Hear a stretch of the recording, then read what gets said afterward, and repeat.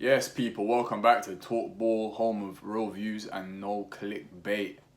Today we're going to talk about the match that we had yesterday, the AFCON Semi Final between Cameroon and Egypt.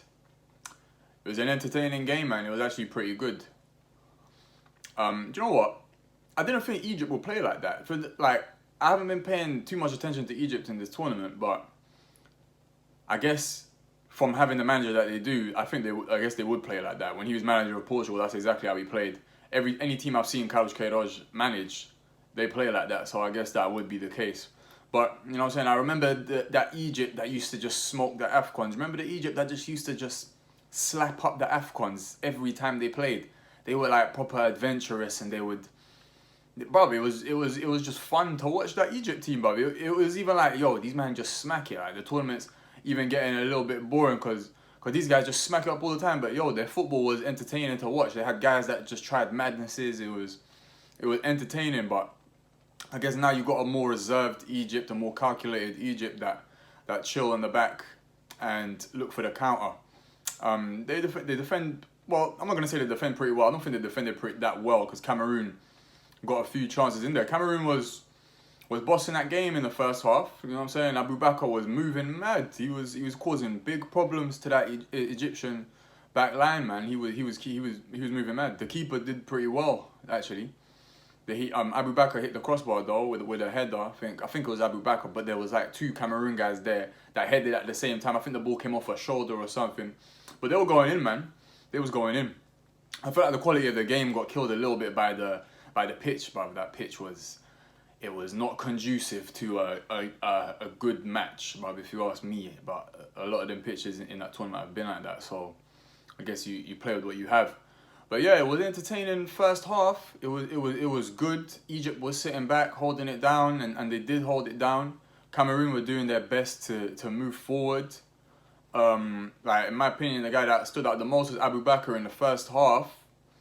He was causing a lot of problems. Unluckily, I mean, yeah, luckily for some, unfortunately for some, he didn't manage to get the ball in the back of the net. And you know, I was watching that game thinking, yeah, I've seen a lot of games like this where the team that's like kind of the underdog, they start off crazy. They jump in the game, bare energy, bare chances. It looks like they're gonna score, but when it's coming to the end of that first half and they haven't banged the goal yet, it's like, yo, are these guys gonna win the game? I've seen it so many times. I've seen it with Arsenal so many times. We play good, we got the chances and all of that, but we don't score. And then opposition get a one chance and they bang a goal. And that's what Egypt were banking on. You get me? Get that ball into Salah, hopefully he can do something. But Salah got locked off. He got locked off, bruv. He got locked off. The left centre back and the left and the left midfielder. I think the left centre back was called Tolo. And the left midfielder, they had Salah locked off. Like it was mad. He couldn't get that ball. He even dived at one point. It was crazy. But yeah, like they defended well. Bro, they actually defended well, bro. Castellotto, the centre back, he played well, bro. He actually played well. I can't lie. He was actually he's a decent defender, that guy, you know. And these guys were putting in slide tackles that were just perfect. Like the defensive slide tackles were just perfect, bro. Like it was actually very good. It was one of them ones. If they had scored in that first half, I don't think Egypt would have been able to turn it around. I don't think they would have. It would have opened up a lot more. Abu Bakr would have had a lot more space. Because Egypt will be trying to push for the goal.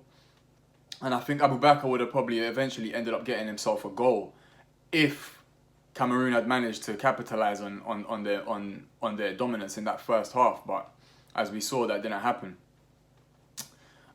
Second half come around now, and as it always is with these teams that come out crazy in the first half, they lost that impetus that they had in the first half, and it allowed Egypt to start creating more chances. Salah got on the ball a little bit more.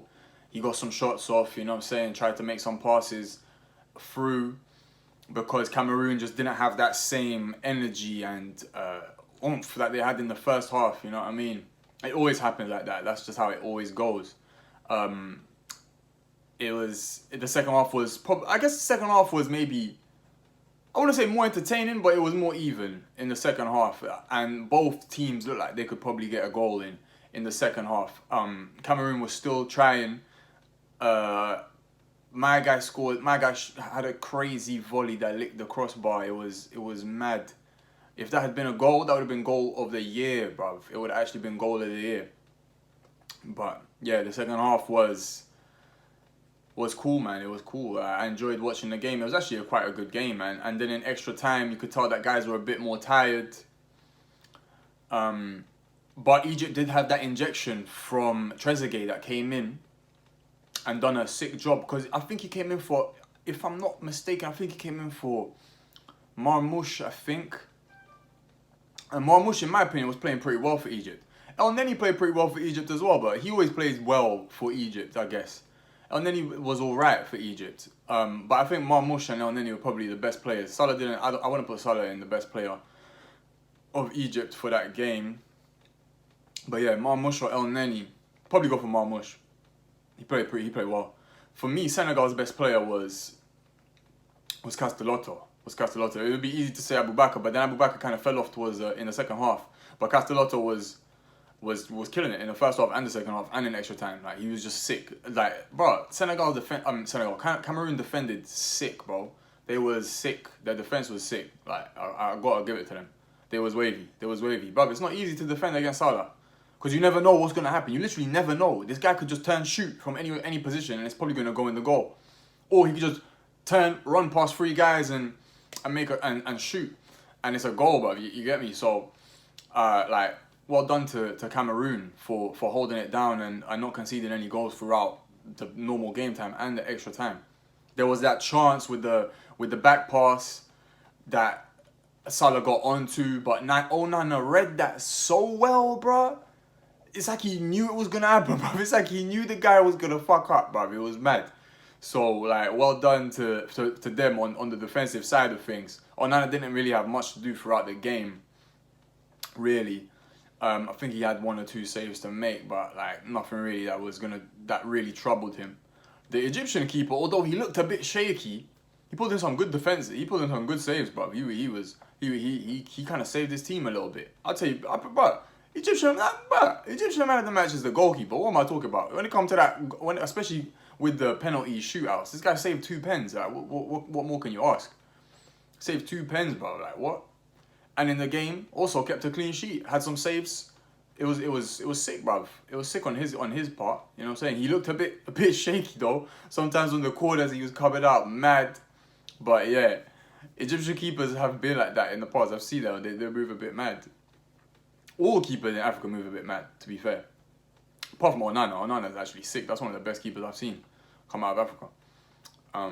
Yeah. It was a nice game, man. It was a nice game. It was entertaining. And I don't know. I feel like for the final now, who's gonna win?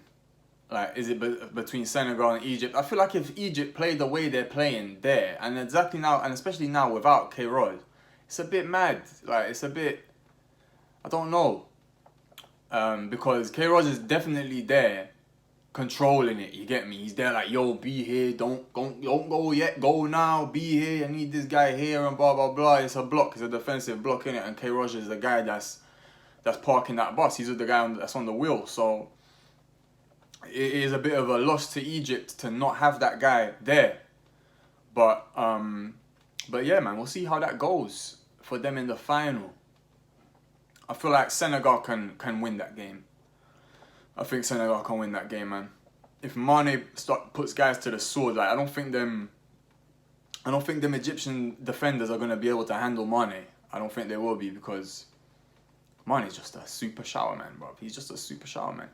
And Senegal got more players than just Mane. Whereas in Cameroon's team, Abu Bakr was the one making the most problems, but everybody else was obviously trying, but didn't have the quality that Abu Bakr had.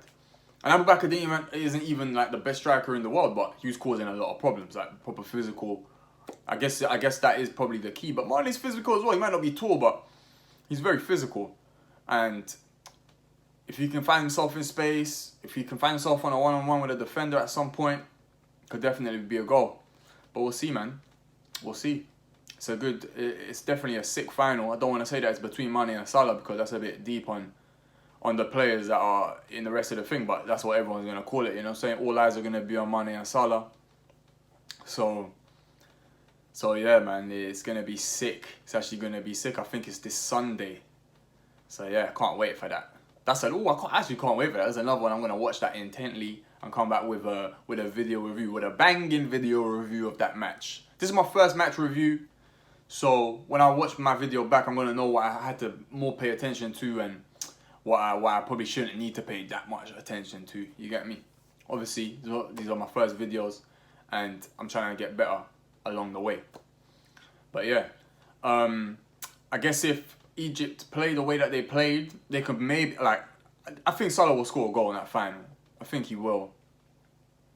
If he doesn't, then I think Abu Bakr was right, bruv. If Salah don't score a goal in that final, I don't think Egypt are winning that game. But because I'm almost certain Mane is gonna score.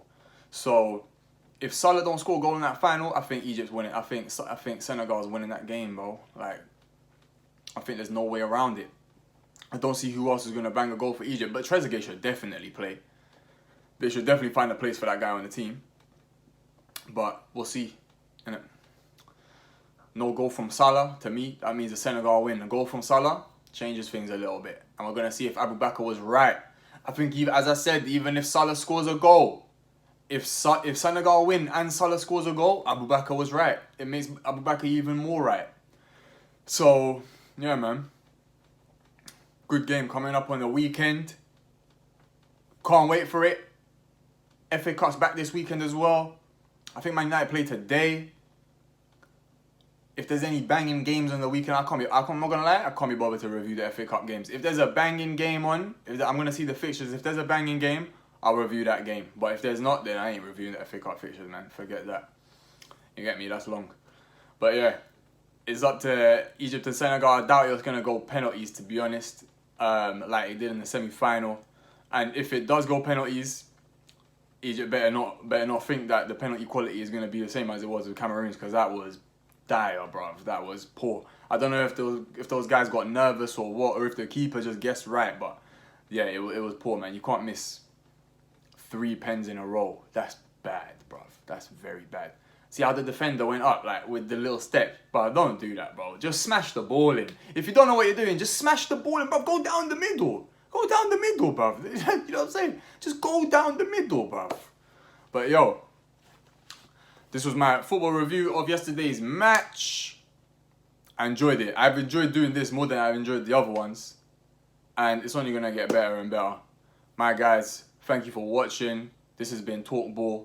We're going to get the graphics up as we had them in the first few videos soon. We're just having some technical errors. And by technical errors, I mean that my laptop broke. So when I get my new laptop, I'll be putting in everything that I need to put in to get that graphic thing right back up there, you get me? And the research gonna get better, the fluidity gonna get better, everything gonna get better.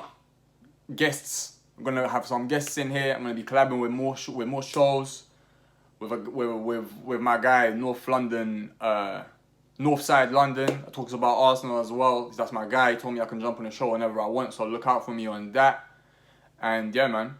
Like, share, and subscribe. Anything I'm doing wrong, tell me. I'm new to this YouTube thing. I don't understand it. Anything I'm doing wrong, let me know. Alright? My guys, this was TalkBall. Bear love. Bear love. Have a nice night.